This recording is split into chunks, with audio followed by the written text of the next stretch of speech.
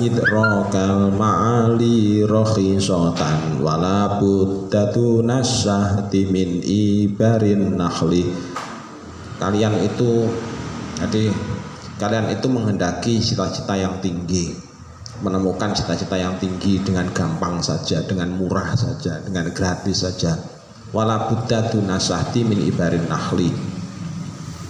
Semua itu enggak bisa. Kalau kalian pengen idrokal ma'ali, jangan semacam itu, gampangnya kan begitu. Tapi harusnya bagaimana? Labuddatu nasyahti min ibarin nahli. Tapi kamu harus berani untuk ibarin nahli. Kalau pengen mencari madu, maka harus berani untuk mendapatkan sengatan. Jadi sama dengan kayak gitu. Jadi harus berani untuk mendapatkan sengatan tawon. Artinya orang yang nyantri itu jangan kemudian mencari enak, tapi harus berani untuk ibarin nahli, harus berani untuk susah payah. Kita akan ada yang di nyantri sedikit-sedikit sedikit-sedikit capek, sedikit-sedikit capek, ada. Terus kalau yang bilang ya, ngaji di kelas nggak pernah berangkat, jarang sekali kelihatan berangkat. Pak Sam itu sebenarnya tahu. Jadi Pak Sam itu sebenarnya tahu. Untuk hal yang semacam itu, alasannya capek begini, disuruh ikut kelasnya mahasiswa juga nggak mau. Terus yang dicari mau apa? Kalau yang dicari, kalau modelnya kayak gitu loh, yang dicari terus apa? Jadi ibaratnya kayak gini, turiduna idrokal ma'ali rakhisah. Jadi turiduna idrokal ma'ali rakhisah wala buddatu nasyahti min ibarin nahli.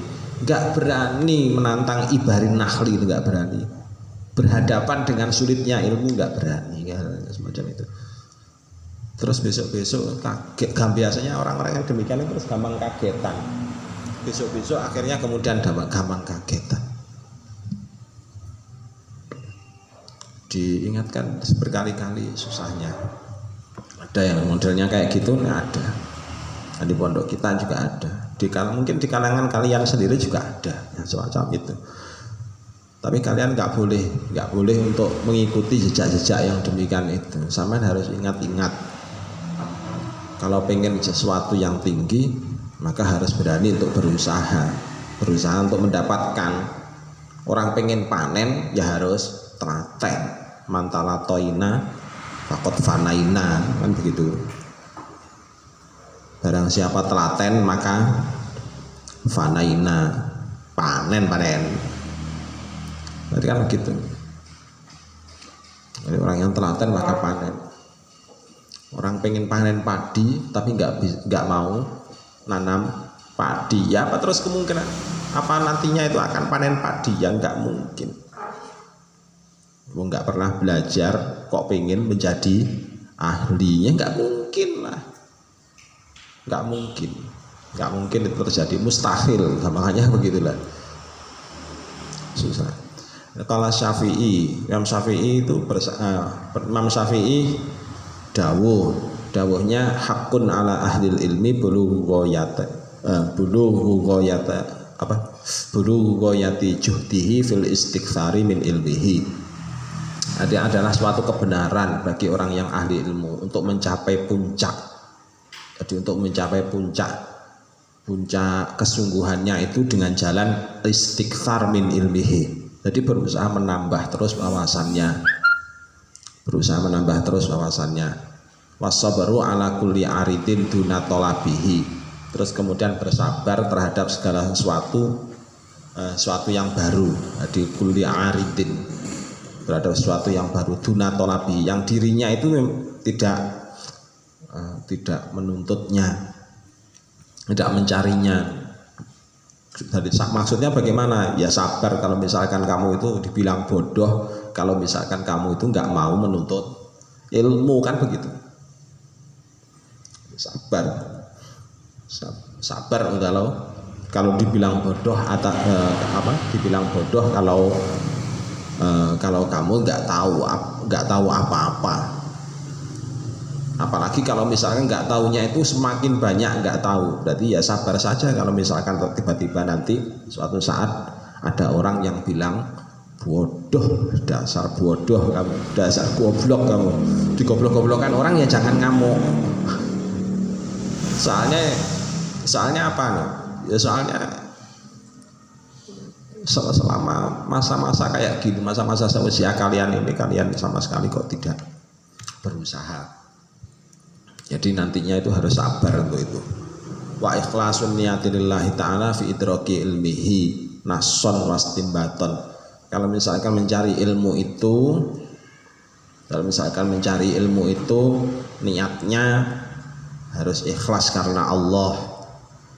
Ikhlas karena Allah untuk mendapatkan ilmu. Jadi ngaji kayak gini juga harus ikhlas karena Allah. Terus apa lagi? Nason wastimbaton, termasuk juga ketika berhadapan dengan suatu hukum. Berhadapan dengan suatu hukum itu ya harus nason wastimbaton, bersandar kepada Allah.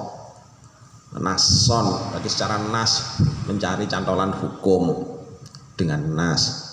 Istimbaton ya nyari hukum-hukum cabangnya.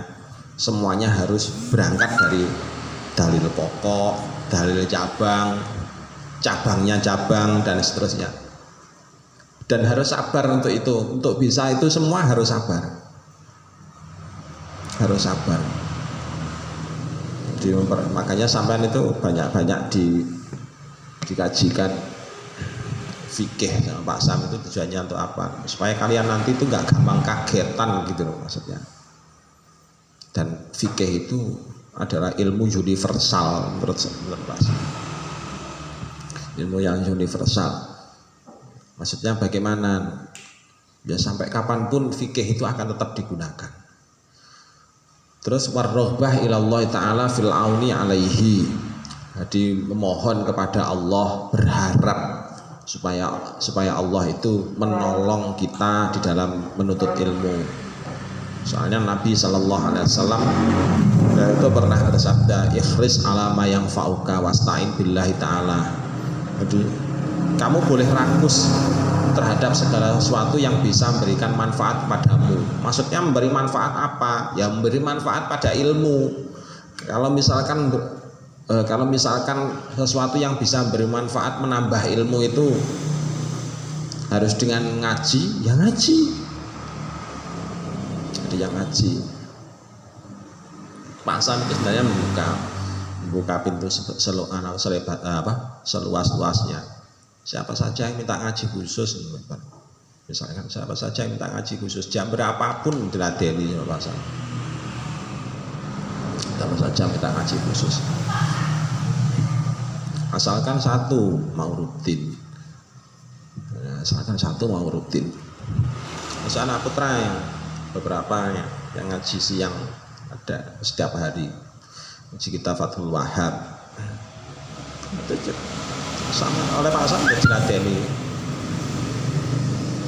Jadi takribnya Fathul Qoribnya sudah khatam, sekarang ganti Fathul Wahab.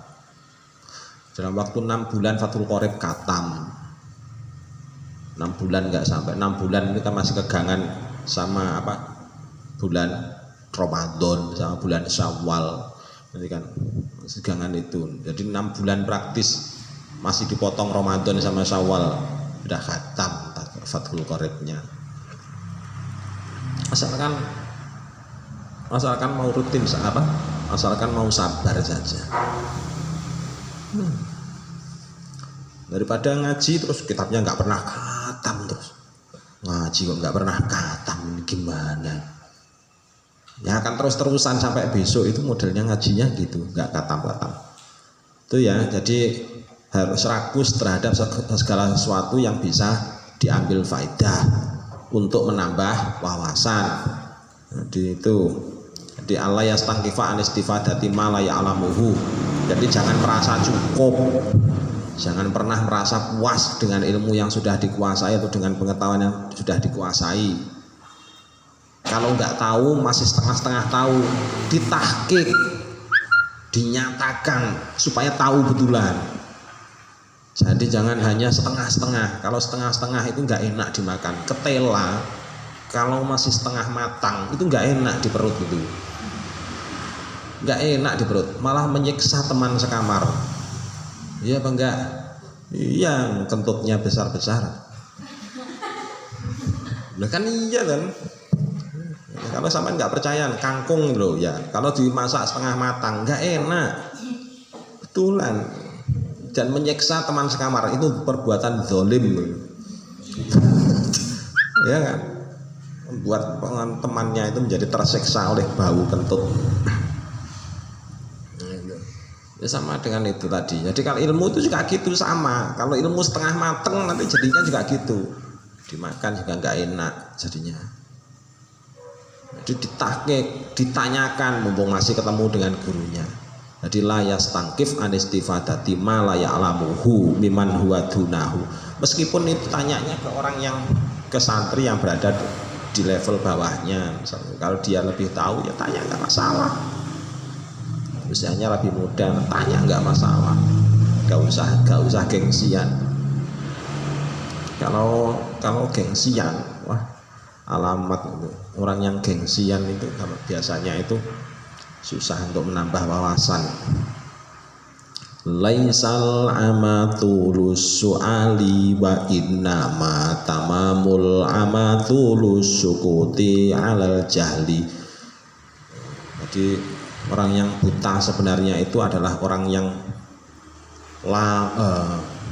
buta itu bukanlah orang yang tulus soal, bukan orang yang pertanyaannya panjang, bukan orang yang banyak tanya, bukan itu. Justru malah orang yang banyak tanya kadang-kadang malah orang yang pinter. Soalnya bertanya itu kadang-kadang butuh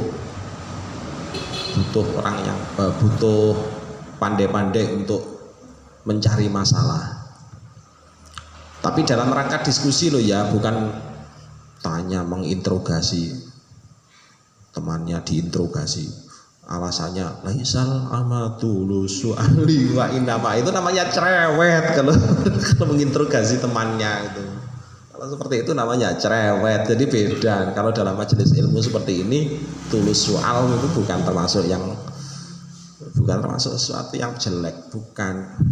Terus malah wa innama tamamul amatu lusukuti alal jahli. Yang dinamakan orang yang bodoh itu sebenarnya adalah orang yang ya diem saja dengan ketidaktahuan.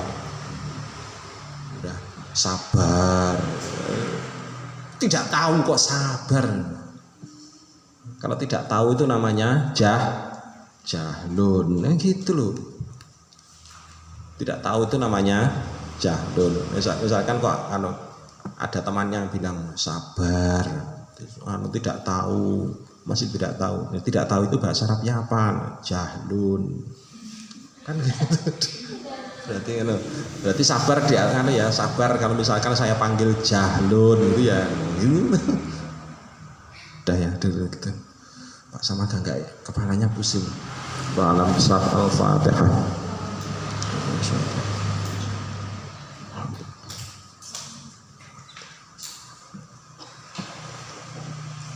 Assalamualaikum warahmatullahi wabarakatuh.